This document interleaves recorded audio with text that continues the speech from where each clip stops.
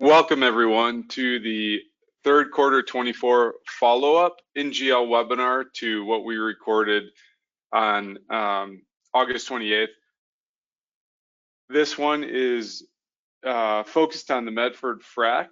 For those of you who joined our third quarter 24 webinar, we dove into propane supply and demand. We talked a little bit about ethane, the chameleon molecule, and we touched on the Bakken, but there was an announcement ONEOK made about their new Medford frac, and we wanted to dive into that a little bit more, hence the follow-up webinar. So let's dig in. This one will be a much more brief webinar, but a topic worth following up on. So definitely an itch to scratch. The question, why put a Medford frac at Conway? If you remember, this is the fractionator that exploded in July of 22, and they decided to rebuild the fractionator at Mont Belvieu where most of the incremental demand is occurring. So that does pose the question, why now put a Medford frac at Conway? There's a few reasons. One, the economics are good. Even if you're running a conservative case, it's fairly easy to get to a 5 times EBITDA multiple based on the capital outlay. Two, there's a direct route to incremental demand in the mid-continent. Instead of going from Conway to Belvieu as Y-grade, being fractionated in Belvieu and Mont Belvieu along the US Gulf Coast, and then being shipped back up to the mid-continent as purity product, you can just fractionate the Y-grade or mixed NGL barrel in the mid-con and sell it directly into demand markets. And the third reason, and these are all reasons that management laid out on their 2Q 24 earnings call, is you can fractionate more NGLs in Conway, put those purity products on Sterling, and there's plenty of capacity on the Sterling pipeline system. This will free up space or increase the effective capacity on ONEOK's Arbuckle system, which links Conway to Mont Belvieu. And as management said on their 2Q 24 earnings call, this is to accommodate volume growth from the Permian, Bakken, and Mid-Continent regions. So let's talk about Sterling. And what we're looking at here is ONEOK's pipeline system all the way from the Bakken down Elk Creek and their ONEOK Bakken NGL system down into Conway. And then from Conway, there's a couple options to get to Mont Belvieu, either on their Arbuckle system, which is in the gathering system in pink, and then the Arbuckle long haul system is in red. This gray system in the Permian is the West Texas NGL system, which also links up and gets you down into Belvieu. And then the Sterling system here off to the east is a pipeline system that ships purity products. It can't go from Conway to Belvieu or Belvieu to Conway. If we look at Arbuckle, the Y-grade NGL pipeline, it's highly utilized, 85% over the trailing 12 months or last year ended 1Q 24. The Sterling system is underutilized with 36% utilization over that same time period. So putting the 210,000 barrel a day Medford fractionator in Conway, in Medford near the Conway NGL market allows ONEOK to make more purity product for delivery into Mont Belvieu on Sterling and increase the effective capacity on Arbuckle to ship Y-grade from the Bakken, Rockies, Mid-Con, and Permian supply basins down to Mont Belvieu. So let's talk about that supply. Most of the supply growth of the regions we just mentioned is coming from the Permian. So we model or forecast 582,000 barrels a day of Y-grade supply growth from 24 to 27. 578 of that is in the Permian.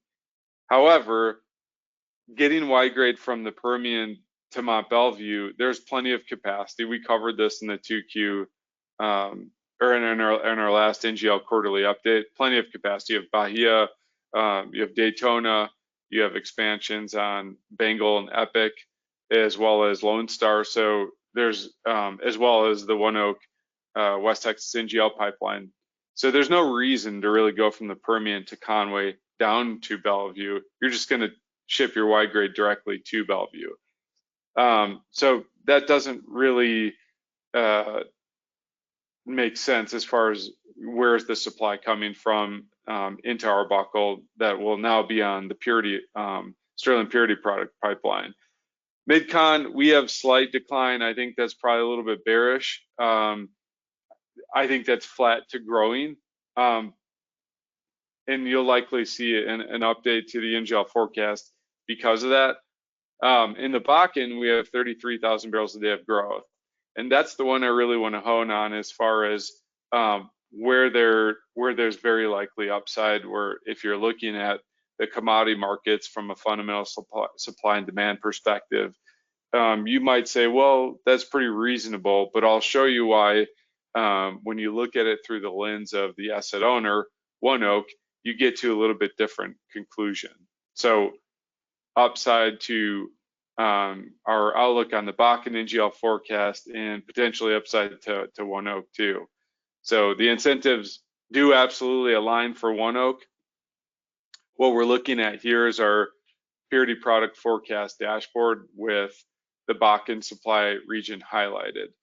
And this is the forecasted Bakken supply growth that we have modeled today. Like I said, that's what we're questioning and talking through in this follow-up webinar based on some of the infrastructure that's been announced recently. If we're going to get increased Y-grade growth from the Bakken, we're forecasting modest growth, but not significant growth in the Bakken in the form of natural gas, where there's a tight egress market, expansion projects on the way to alleviate that constraint. But right now it's constrained, and modest crude growth. The interesting thing about NGLs and specifically ethane is you don't actually need a lot of production growth to get significantly more Y-grade because most of the barrel is ethane. The orange here is ethane that's currently rejected, or if you look at the history, currently rejected into the gas stream. In the future, that can be recovered, which increases Y-grade. So when we look at our forecast, it's growing modestly in line with oil and gas. The question is, you've got this new infrastructure online from ONEOK via the Elk Creek expansion and Kinder via Double H. And you can see the amount of those expansions with all this white space between our forecasted supply and capacity, which begs the question, why expand Y-grade capacity if you believe supply is going to be flat? And the answer is you just wouldn't. Now, we've seen infrastructure expansions that don't get full or don't get filled. So it's not a given that capacity will fill with supply. But in this case, you have to wonder, because all ONEOK has to do is extract more ethane in the Bakken and ship it to Conway, where one, it can fractionate the Y-grade in the Conway market, Medford to be specific, Oklahoma, and send it to Mont Belvieu as purity product, or it can ship Y-grade to Mont Belvieu. And if you move more Y-grade to the purity lines, that frees up more effective capacity on Arbuckle to go to Belvieu. ONEOK has talked about an LPG export facility along the Gulf Coast.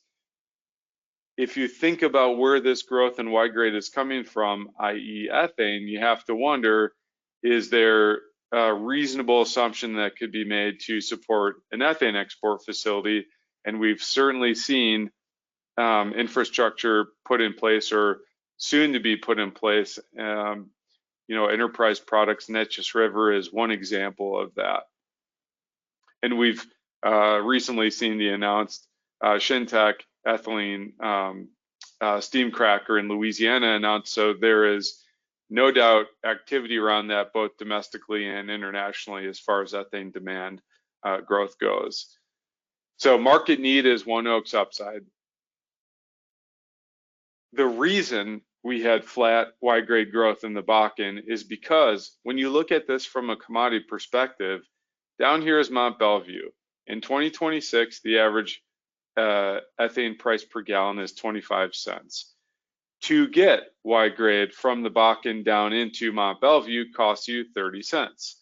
So when you look at the ethane netback, it's -5 cents. Alternatively, and this is where we talked in the last webinar of the chameleon molecule, you don't have to extract ethane. You can reject it into the gas stream where you can get a higher value on a $1 per gallon basis of 15 cents. So if you're going to actually recover it, that's negative economic value to a producer shipper who would ship ethane down to the Gulf Coast. So you just say, forget it, reject it into the gas stream. I don't want the ethane. That's negative value to me, negative economic value. So no ethane for you. Here's the thing. If you look at it from ONEOK's perspective as opposed to, say, a producer shipper, and again, 25 cents a gallon in the Gulf Coast in 26, and we estimate the variable cost per gallon to get ethane from the Bakken down to the Gulf Coast is about 7 to 9 cents per gallon. So now if you're ONEOK marketing these volumes and your cost is 9 cents, not 30 cents, then all of a sudden that 25 minus 9 cents becomes a netback of 16 cents. And when you take the AECO gas price in 26, convert it to a $1 per gallon basis, all of a sudden you're in the money on that C2 recovery profit. Arguably, this is even a little bit lower, which would increase this. And furthermore, if ONEOK is able to use that ethane volume to backstop an export facility, these economics don't include the impact of fee-based ethane exports. So when you look at it from ONEOK's perspective, it does make sense to extract that ethane. And the conclusion there is, well, we may be understating Y grade NGL production growth in the Bakken because of those incentives. So again, this is one topic we just wanted to follow up on. Felt like we didn't adequately cover that in the 3Q 24 NGL webinar update, or didn't have enough time to. So hopefully this was valuable to you. If you have any questions at all, call me, email me. You can see it right there on the left-hand side of the screen, rwilson@eastdaily.com. And in addition to this, Jack Wexel will be at the LDC Gas MidCon Forum in Chicago next week. We have the Capital Intelligence Fast and Furious, How Commodity Market Ties Will Influence Midstream Strategy on September 18th. That's online.